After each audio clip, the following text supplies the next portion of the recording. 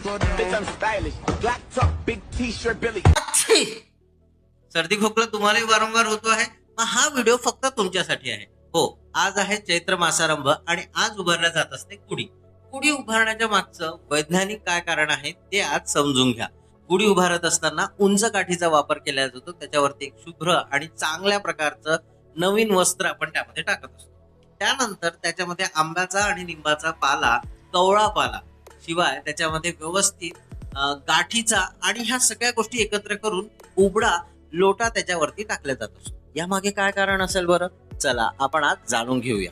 उंच काठीचा वापर केला जातो जेणेकरून कुठल्याही प्रकारची सावली त्या गुढीवर पडू नये. सावली इन द सेन्स घराची किंवा झाडाची. त्यानंतर दुसरा महत्वाचा भाग असतो जेव्हा आपण गुढी उतरवतो. उतरवल्याच्या नंतर दिवसभर उन्हामध्ये तापलेला लोटा, त्याच्यामध्ये तापलेला आंब्याचा पाला, कडुनिंबाचा पाला आणि त्याचा बार, ह्या सगळ्या गोष्टींचा चूर्ण तयार केलं जातं.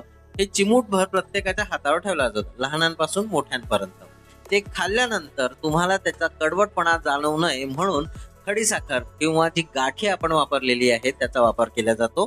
तीही तुम्हाला दिल्या जाते. ती सुद्धा स्टरलाइज होते दिवसभर जेव्हा ती उन्हामध्ये लटकलेली राहते.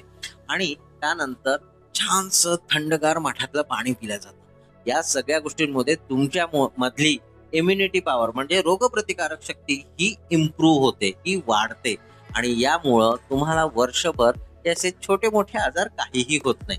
तुमच्या प्रदेशामध्ये, तुमच्या गावामध्ये गुढी उभारल्या जाते की नाही हे कमेंट बॉक्स मध्ये नक्की सांगा. तुम्ही कुठून आहात? मी आहे विदर्भाचा, अमरावतीचा डॉक्टर आशिष. भेटूया पुढच्या व्हिडिओमध्ये. तोपर्यंत काळजी घ्या. Take care and bye bye. Bye bye.